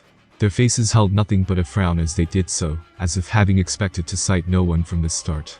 Freaking Antonello, I told you, he never speaks the truth in the end, one shouted angrily while slamming his weapon down. Calm down, Luca. It may be different this time around. Another man, who carefully looked around, stated as calmly as possible, though his demeanor told me that he too was currently furious. Hey, Sergio, look. Then, another man called, earning the attention of the other 11. He seemed to be aiming his gun at random tree bark, and as the other's eyes fell on him, he crazily shot down the bark all of a sudden. Then, he yelled, "This is Antonello." Yet another one sighed. Come on, man. Just because that wimpy guy is the nephew of the boss, we have to endure all this. We are lapdogs. I didn't come here to become a lapdog. I came here to be an actual mafioso. Listening to their conversations from the above, I felt relieved. They were mafia, and not Sifrapols. How thankful. The 12 mafias stayed within the area for some time, lazily observing the details around them. Eventually, they left, with the expectation that nothing will be found blinding their eyes. They're gone. Robin whispered at me, to which I snickered. Just because you said that, they're going to come back. Robin raised her eyebrow at me. I shrugged in response. Do you wish to bet? Robin looked at me strangely, seemingly reluctant by my confidence. Eventually, she opened her mouth to answer, but right when she was about to do so, useless fuckers, she flinched from a sudden shriek that boomed forth. From the direction in which the 12 mafias left, one thin-looking guy furiously walked into the scene, with the previous 12 following him from the back. Fuming in anger, the wimpy man aimlessly pointed all around the forest. I told you, something fell down from the sky. Are all of you blind? Search thoroughly. Again repeat move, idiots. The calm-looking mafia stepped up and looked into the eyes of the wimpy man. Your eyes are unfocused, Antonello. Did you take the anger plant? Don't pry into my private matter. Did you not hear what I just said? Said Antonello clenched his fists hard, before slapping the cheek of the mafia. Funnily enough, it was his hand that became swollen from the strike instead of the man's cheek. Quickly hiding that hand behind him, Antonello stuttered. Why, you just do as I say. However, none of them moved according to his order. Instead, the slap man walked up and grabbed Antonello by the wrist. I apologize for the harsh treatment. I will face the punishment when we return. However, I believe that right now, there is a bigger concern than looking for an unknown that abruptly fell from the sky. Let me go, let me go. Why, you fucker, with Antonello screaming. The 13 of them finally exited the forest, leaving the 2 of us still hidden by ourselves. Robin was about to speak, but I placed my finger on top of her lips, silencing her. I whispered to her, don't jinx us again. Walking in a direction different from the way that the mafias took, Robin frequently grew her ears as far away from our current standing as possible, gaining the slips of information from the civilians who live beyond this large forest. By this inefficient method of gathering information, we only managed to figure out a couple of things. 1. This island is Vito indeed, the one we've been aiming for. 2. The civilians are to pay some sort of tax to Gincana family, the mafias who protect them from outside harm in return. They seem to be complaining, however, that the mafias have recently been taking food as the tax, instead of money that's been piling up. 3.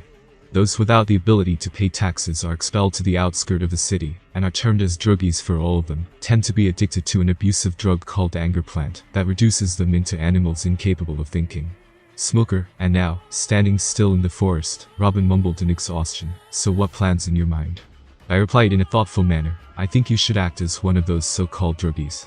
Robin turned and looked at me with evident exhaustion. I don't like the sound of that idea. All that we need is an alibi. An orphan girl, who harbors the will to stay sane among the crazed druggies, saved me and healed me back to health. Finding potential in her, and in order to bring her out of that hell, I officially recruited her on the spot. There, the story is complete. And how will you relay that story to the Marine? This island is under the supposed protection of Mafia, meaning that making an in-person contact with a fellow Marine is practically impossible. Crossing her arms with a huff, Robin stated astutely, furthermore, Den Mashi too is a live being. It requires food to survive, which is of high value here. It is unlikely for the commoners to have such a fancy tool for communication, and if you are looking for one, you will have to get involved with Mafias without a doubt. I hummed thoughtfully. Then what do you suggest? We leave. The arrival here itself is enough of an alibi. You can say that you took me and escaped from this island. I doubt that my superiors will believe in that. I shook my head negatively, before suggesting, how about I just subdue the entire organization instead? That way, by making myself in the news, my absence during the O'Hare incident will easily be understood. Robin gazed at me in exasperation. Are you telling me that you were able to defeat all of them by yourself? I'll need the information first, but I recall that in the canon, one of the worst generation, named Capone Beach, was the boss of the Mafia family in West Blue. I believe that my current estimate of strength was greater than Beach prior to the time skip in the anime, and based on this logic, me against the entire Mafia family in one of the 4 blues should be manageable. Robin, who seemed to have grown curious to my full capability, was about to ask a question. However, at the next moment, our stomachs growled synchronously, causing her to close her mouth. Reaching into my pocket, I took out a dried kelp and held it up toward Robin. 1-1. Robin's face immediately turned green. Turning away from the seaweed in my hands, she responded, no. Shrugging, I took a bite out of it. Your loss. I suppose that the prolonged stay under Garp's command ended up dulling my sense of taste. I believe that it was a good thing though. One day after, in the filthy-looking area of the island, upon the sun rising, the crazed roars of the druggies were heard. Disturbed by the sluggish words and movements of these savages, Robin, who was sleeping soundly within a roughly built wooden hut, jolted up awake. Morning, Arobi. And Smoker, the white-haired fellow who was still wearing his worn-down marine attire, greeted Robin, whose hair was notably shorter than before, now only reaching up to her shoulder. However, Robin was occupied with something else. On Smoker's left a huge pile of fresh fish on top of a handmade wooden plate. Smoker, noticing Robin's eyes on the fish, said casually, that's our money there. Yesterday, they successfully located this slum. Upon conducting few tests, the two of them came to conclude that all these people, having been damaged in the brain due to the chronic consumption of the plants all around here, lost all 5 senses of human. Hence, here they are now, having integrated themselves with ease. Back to the present, Robin was found looking at Smoker. She then muttered in monotone, "Fish. Huh. Smoker, I need to grow." "Ah, of course. You haven't eaten anything for quite some time." Smoker, chuckling as he realized Robin's hunger, then spoke mischievously, "Say pretty please, Lieutenant Smoker." "Pedo. What did you say? I didn't hear." Robin, lowering her head momentarily, then stuttered with embarrassment, "Pretty please, Lieutenant Smoker." The current situation was quite interesting, Smoker thought. He wondered if the cause was the sheer impact that O'Hare incident had on him, causing him to shrug off the presence of the mere Mafias. Well, erasing such thoughts out of his head, Smoker straightened his hand up. "Who am I to ignore the plea of my subordinate? I shall now make you the world's best sashimi." And here started yet another day for the 13-year-old and 8-year-old, though they weren't aware yet of what was about to come. Early in the morning, the sunlight shone through the window and illuminated one room, which was situated in the huge mansion of Vito. The room was exquisitely designed, with the floor covered by the red carpet, the bookshelves lying on the sides, and one luxurious-looking table at the back. Near the table, one old-aged man was seen smoking comfortably in his seat, as he casually gazed at his subordinate who was found genuflecting. "You a boy and a girl, you say?" Breathing out the smoke, said old-aged man muttered in a deep voice, "From the slum of Nameless, there are ones who manage to evade the effects of anger plant." "Yes, boss.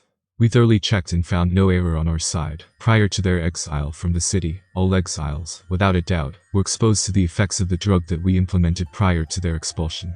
Although the boy seems to be an outsider who somehow arrived here undetected, the girl belongs in this slum for sure." Interesting. Taking another puff out of his cigar, the supposed boss exclaimed as he gazed at the window, "That may explain the case of my nephew then. Anger plant. This plant is a special type of plant that only grows on the island of Vito, and years ago, he, Giancana Angelo, settled on this island after realizing its potential for monetization. Although the raw effect of the drug was too strong, if the blood collected from those druggies were to be transfused to a patient with the matching blood type, said patient temporarily gains an amazing healing factor. Anger plant as the processed drug his nephew, Giancana Antonello, was one of those along with the special guest of his who were given the privilege to be treated by the blood of druggies. The issues were the lingering side effect of addiction, and the build-up of tolerance against the treatment. Antonello, suffering from a chronic illness that is incurable by any means, has not only become an addict to the drug, but had to receive an increased amount of dose upon each succeeding treatment, just to reproduce the same magnitude of effect. The tolerance against the therapeutic effect of anger plant. What did Dr. Roman say? The lackey kneeling in front of Angelo answered immediately. Dr. Roman suspects that age is the key. The younger you are when exposed to the drug, the more tolerant you become. However, it's a speculation at best, and he alternatively proposed that the boy from the outside may have something to do about it. He requests that we bring those 2 children to him. Hugh placing the cigar down on the ashtray, Angelo's demeanor suddenly shifted, revealing a malevolent gleam. "And where are they at the current moment?" "After filling our stomachs with fish, Robin and I attained our permit into the city. There was no one to stop us from doing so, especially since showcasing the cognitive ability to walk toward the set destination proves that we are capable of working, and thus, our views to this small society.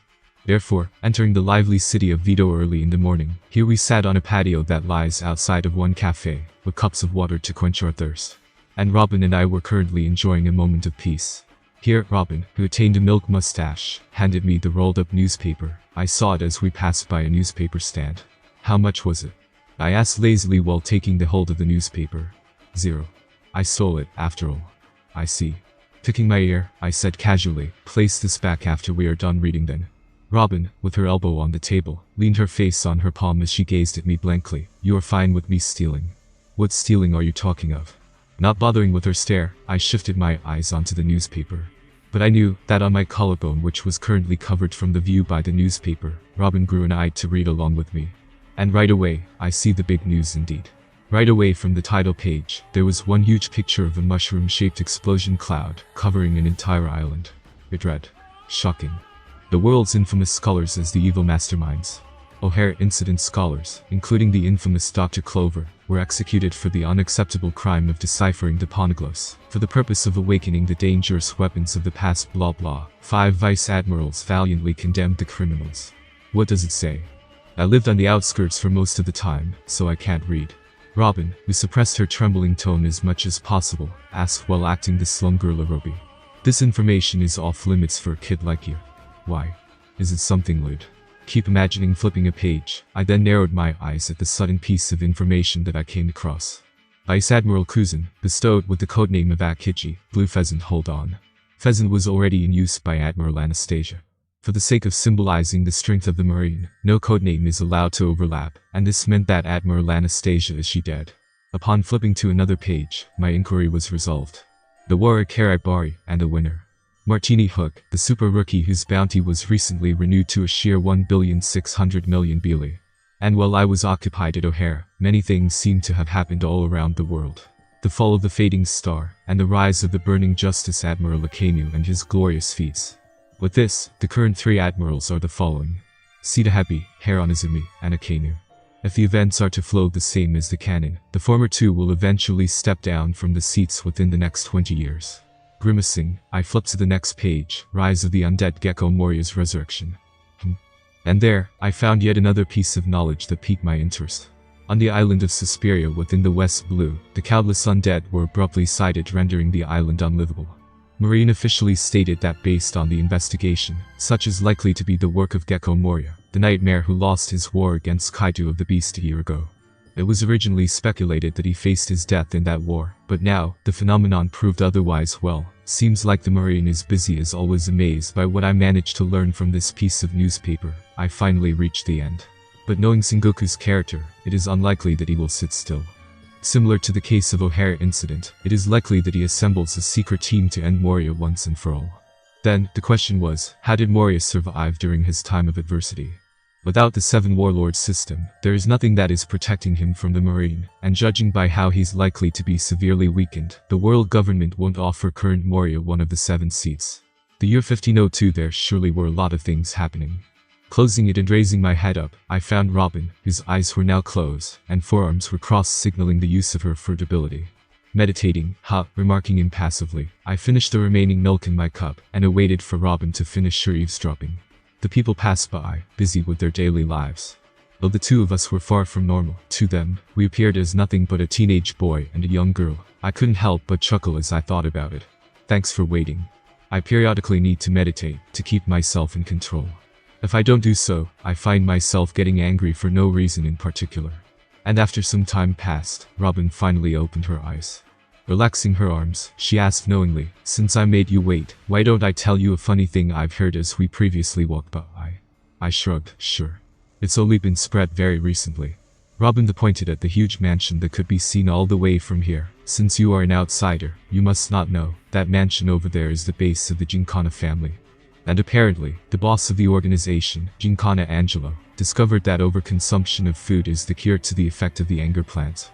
He and his entire family have been eating so vigorously that they decided to take away the food from the entire population of this island, except for the bare minimum required for the civilians to survive. Click. Robin stopped her words in the middle, as the sound of a gun being triggered entered our ears. 3 only.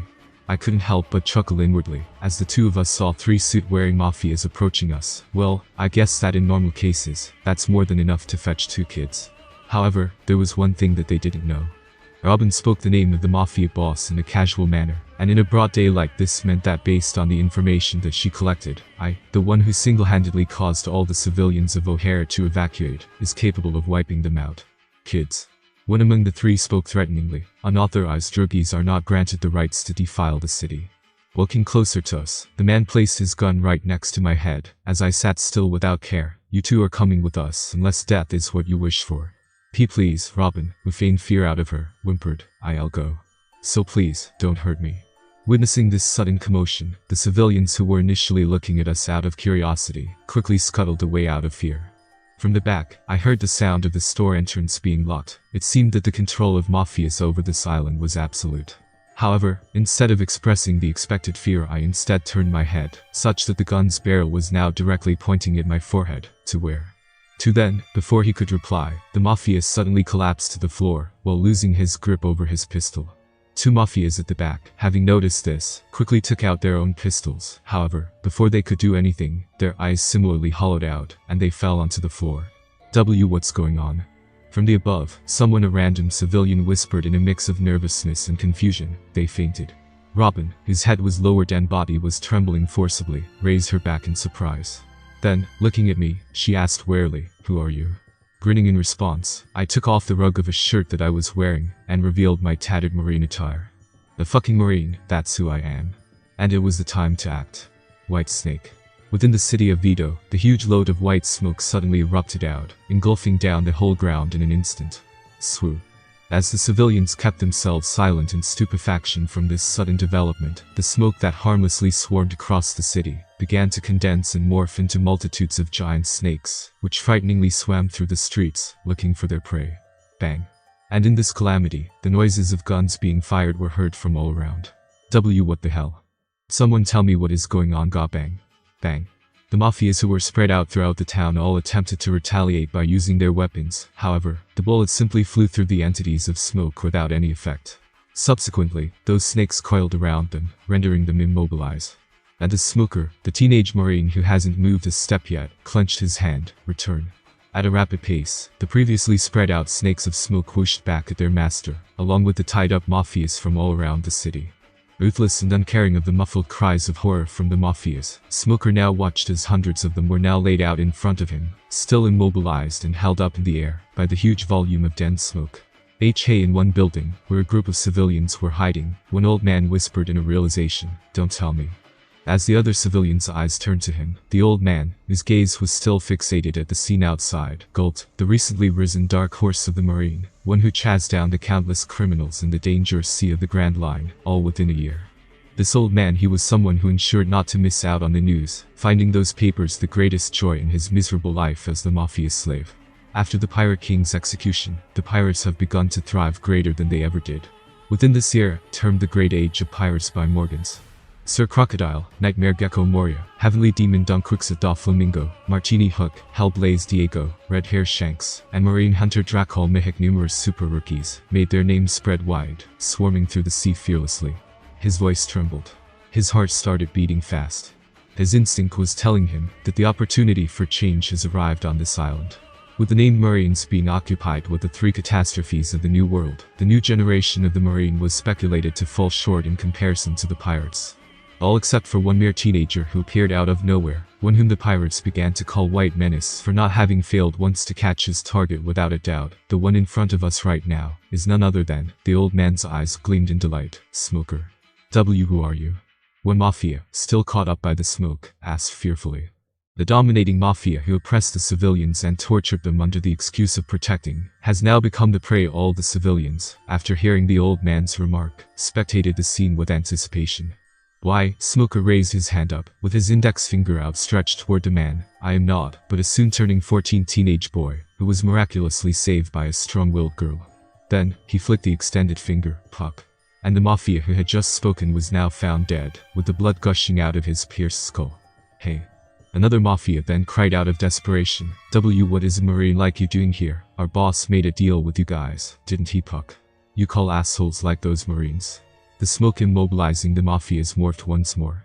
Swirling around the clump of people, it rushed to form a dense, white-colored sphere that completely encased all the mafias, before, black room. It suddenly turned pitch black in color. The witnesses then saw, boom, the enormous explosion in the sky, ending the lives of hundreds of mafias in a single go. Thud. Thud. The corpses, one by one, fell back to the street like rain. Burned to crisp and emitting smoke from their bodies, Robin, who stood at the back with amazement in her eyes, unconsciously tightened her fists. Incredible. That was the only remark she could think of. Smoker, who stood impassively as the corpses continued to fall all around, was now holding a den mushy in his right hand. It seemed that he retrieved it from one of the mafias during the short span of time that he had. Without any wait, he initiated the call. Jack. Elizabeth. Jimmy. Name and status. Smoker, the lieutenant assigned under Vice Admiral Cousin's command. I am here to report my survival on the island of Vito, within the West Blue. The codes that you've spoken are outdated. If we were to consider the time that you've gone missing, it is plausible to believe in your words. However, Lieutenant Joan. The voice in the den mushy changed to a feminine one, bringing Smoker to a smile. Joan. I was freaking unconscious for a week or so, after getting a nice beatdown by Jaguar D. Sol and almost drowning, and, ignoring Jun's words, Smoker continued, I'm currently in the process of destroying one mafia organization that's been overruling the island. The Denmushi, growing a tick mark, sighed. Joan, I stated firmly, you know me. TCH, stay safe, idiot. With that, the call ended, and Robin, who was gazing Smoker with curiosity regarding the call he just made, realized that they were now surrounded by the previously cowering civilians, who revealed themselves from all around. A successful showmanship, Robin noted keenly. The people around them, from her perspective, stared at Smoker with hope in their eyes. Hey, are you truly a Marine? One man, the scrawny one who seemed to be nearing death by starvation, timidly mumbled, so why you haven't abandoned us after all? Under no circumstance does Marine overlook the tyranny by criminals. Smoker, standing confidently, spoke in a calm tone. The fact that this horrific state of the city wasn't known to the headquarters means one thing. Gincana family made a deal with the corrupted Marines to tolerate their control over this island. Bowing strictly, Smoker then said, I apologize for making late. However, I promise you the sufferings that tortured you for years, all of them will come to an end today. The civilians whispered and murmured among themselves. Then, the old-aged man asked warily, so will we be able to give a proper funeral to our dead family members? The young-aged boy held his hands together. Will I be able to eat as much as I want? Smoker, in response, gave them a confident smile, without a doubt. Food in a huge mansion of Gincana family, an individual with a hoarse voice screeched, bring me more food, this isn't enough. For how long? Gincana Angelo, the boss of the family who stayed in his office room, pinched the bridge of his nose with a grimace. Must we tolerate this demeanor of our esteemed guest? Raising his head up and looking at one old-aged man in front of him, who wore the white doctor's attire, Angelo growled, Dr. Romand. Food. Ignoring the pompous cry that resounded all the way, Romand replied stoically, his survival itself was a miracle. His entire chin was ripped apart from his body, and coupled with the malnutrition and miraculous escape from the calm belt, even though he is the devil fruit user, the fact that he managed to rejuvenate up to this extent with the anger plant blood and food alone is an unbelievable slam. Slamming his fist on the table, Angelo interrupted Romand with a deep frown. Get to the point already. Romand, letting out a small sigh, informed, at least a month is needed still. A month. Angelo, upon receiving Romand's words, leaned back on his chair, seeming depleted. Looking up at the ceiling, he then muttered, is this investment truly worth it? I initially viewed this as an opportunity to attract a powerful individual into my force and conquer this sea of West Blue. If that guest of mine were to support me, I will, without a doubt, be able to defeat all those despicable bastards. Sighing once more, Angelo shook his head, but the demand of this man is getting more and more ridiculous. At this rate, before the man fully heals, this island will first run out of its inhabitants. Then, as the room fell into silence with Romand standing still, a knock on the door was heard. What is it? Angelo, lighting up a cigar, said with a restored calmness. May I clean the room now, boss? In response, the young voice of a man was heard from the outside. Enter. Just as Angelo stated, the door creaked open, and one obese-looking man of short height entered the room. I don't recognize you. Romand, raising his eyebrow at the appearance of this young-aged man, asked, who may you be? Immediately lowering his head as a sign of respect, the man said, I'm the newbie of family, having joined just a week ago. I go by the name Capone Beach, and it is my honor to be of use to our great boss and head doctor. Who? Letting out a puff of smoke, Angelo stood up from his seat and began to walk out of the room. Make sure that everything is cleaned thoroughly. Yes, boss. With Beach's firm reply, Angelo exited the room along with Romand on his back. Walking out of the room, they were immediately met with the sight of a huge man whose height reached nearly 7 meters in height, with his chin having been patched up, vigorously eating away the mountain of food in front of him.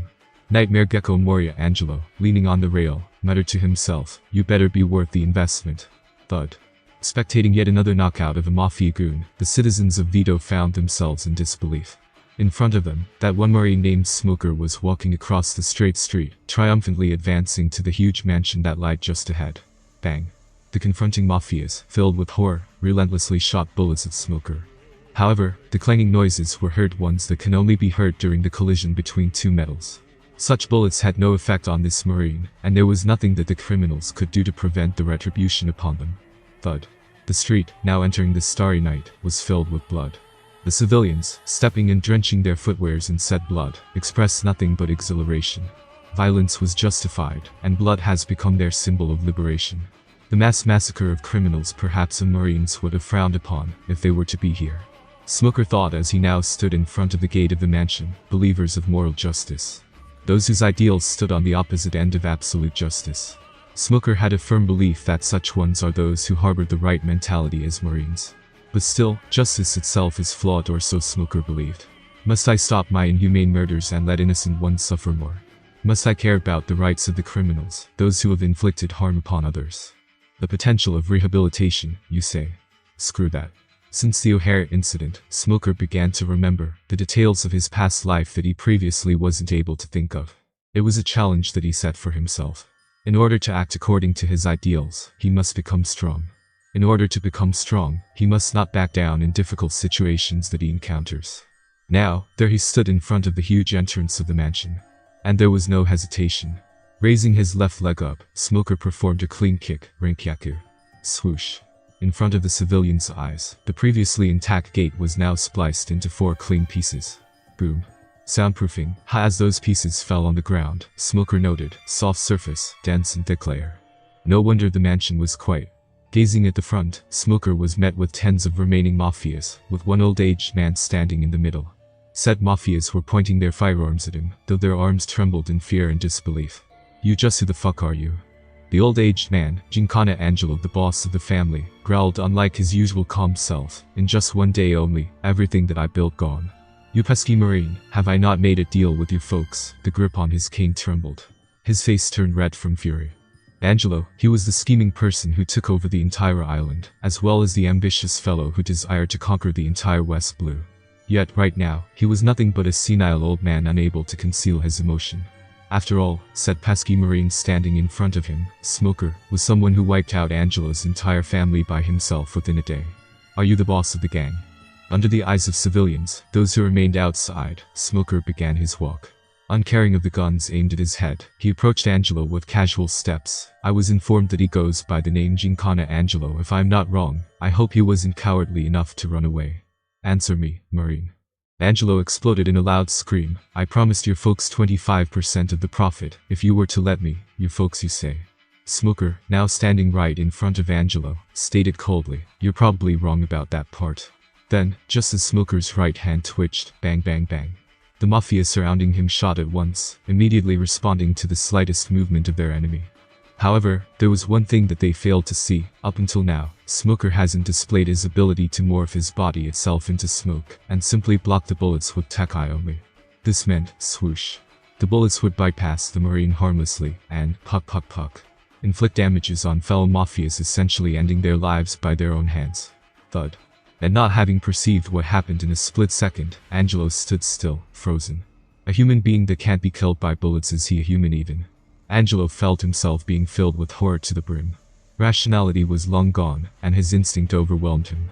SS stop without any trace of dignity, Angelo shrieked in a terrified tone, don't you dare move. Or I'll take them with me. Having taken out the luxurious-looking pistol while sweating profusely, Angelo pointed its barrel at the civilian mess standing at some distance away from Smoker. You're welcome to try, however. Smoker, at the next moment, placed his hand on top of the barrel of Angelo's pistol, and crunch. His grip instantly ruined the gun, rendering it useless. If you were able to. And without the pistol, Angelo, standing dumbfounded, ran out of options. Losing strength in his legs, he fell to the ground. His shaking eyes became fixated on the ground, and his trembling right hand instinctively moved to his lips, as if smoking an invisible cigar for relief. Then, in realization of something, Angelo suddenly perked up and shouted, that's right. I still have Shigan. Puck. But his words never met their completion, having swiftly been executed by Marine Lieutenant Smoker. Thud. As Angelo's corpse fell, I raised my head up to a door that stood in front of me. The people behind me cheered wildly, crying in joy and enjoying this bask of freedom. They chanted the name Smoker, the hero who appeared out of nowhere one day.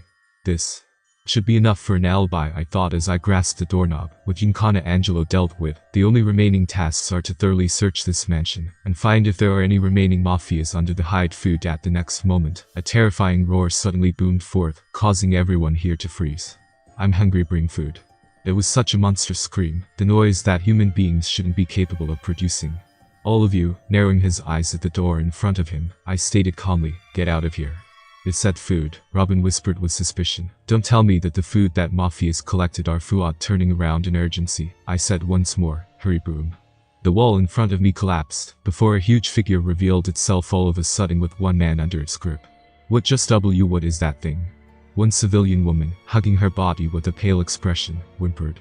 The old-aged civilian immediately noted as he unconsciously took a step back. See, that's, without a doubt, Nightmare Gecko Moria. Why is he here? The huge shadow loomed over us, and said shadow belonged to the pale-skinned man Gecko Moria. His attention was focused on the bleeding man in his grip. Dr. Roman, where is my food? Moria growled murderously. I've been holding in for 6 hours. For how long must I tolerate? Kirk, esteemed guest of ours, please have mercy, I beg you. It's on the way, it really is. Moria didn't seem to have noticed the presence of others, being tunnel-visioned. Roman, on the other hand, seemed to be in too much agony to pay attention to his surrounding. Gecko Moria. Suppressing the growing dread in my heart, I quickly dispersed smoke and latched them onto the civilians and Robin at the back. The news suggested his stay on the island of Suspiria. But judging by how he's been hiding in this mansion, he initially used his ability to mass-produce the undead, and use them as decoys. Gecko Moria. Not only did he possess a dangerous devil fruit that can be used in various means, but being a pirate from the New World he likely possesses hockey. Even with the consideration that Moria has been weakened to a severe degree, my chance of victory was extremely slim.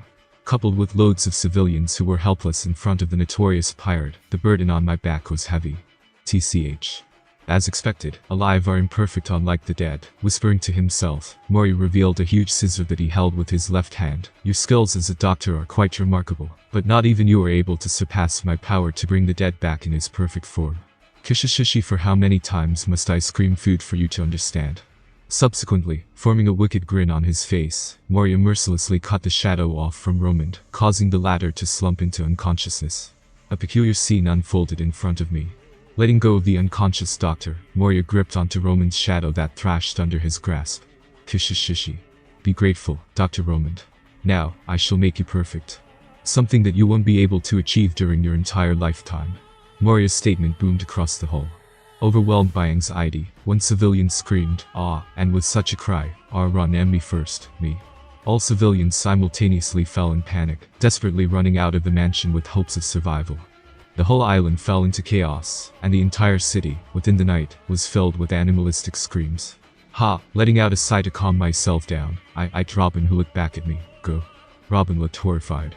However, such feeling didn't stem from fear, but from guilt that she wasn't able to identify Moria's stay on this island. Moria's fruit ability is versatile. Running away with hundreds of those normal people, it's virtually impossible. Gecko Moria, one who had the strength and capability to reach the New World and clash against Kaido. Judging by various patchworks on his body, the notable obesity that contrasts with what he was a year ago, and his eyes that seemed hollow as if unfocused, he seemed to have severely weakened. However, Moria was Moria nonetheless, the master of shadows. And I knew that the only option left for me was to defeat this monster in front of me. It wasn't a question of whether I can do it or not, I had to win, no matter what. As Smoker Robin, not knowing what to do, seemed like an 8-year-old child for once. With her whole body trembling uncontrollably, she looked at me. Roby, I know that life isn't meant to be easy. Not everything goes according to your way, and there is no such thing as a perfect plan. This is especially the case in this world, where laws don't protect you, where the sense of morality is thin. And I already promised myself, didn't I? I will become strong enough to break free from the chains set by the world government. If I were to run away in every single adversity, how will I become strong? Therefore, I didn't take a step back. Forming a smile on my face, I gazed at Robin confidently.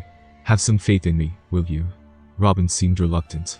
However, knowing that her presence here would be nothing but a nuisance to me, she eventually turned and ran away as well. Now, there only lied 2 people in this mansion. Moria and me. Kishishishi, those screams fucking hurt my ears. And Moria, laying his murderous gaze in the direction where the civilians ran away to, growled with a grin, yet another useless bunch. As expected, people are better dead than alive. Shifting his bloodshot eyes on me, the only one who remained in front of him, Moria playfully repeated the act of throwing and catching the still struggling shadow of Roman. Then, crouching down, he asked me with a crazed expression, "And a marine, I see Kishishishi, are you one of those fools screaming justice every second? Those hypocrites who commit the same wrongs as pirates? Maybe. You aren't wrong about the second half," I remarked as my body began to emit wisps of smoke. Gecko Moria.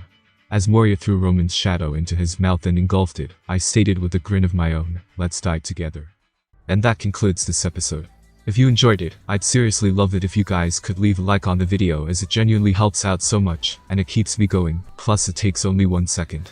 That said, have a wonderful day. Hunt ahead. Salute.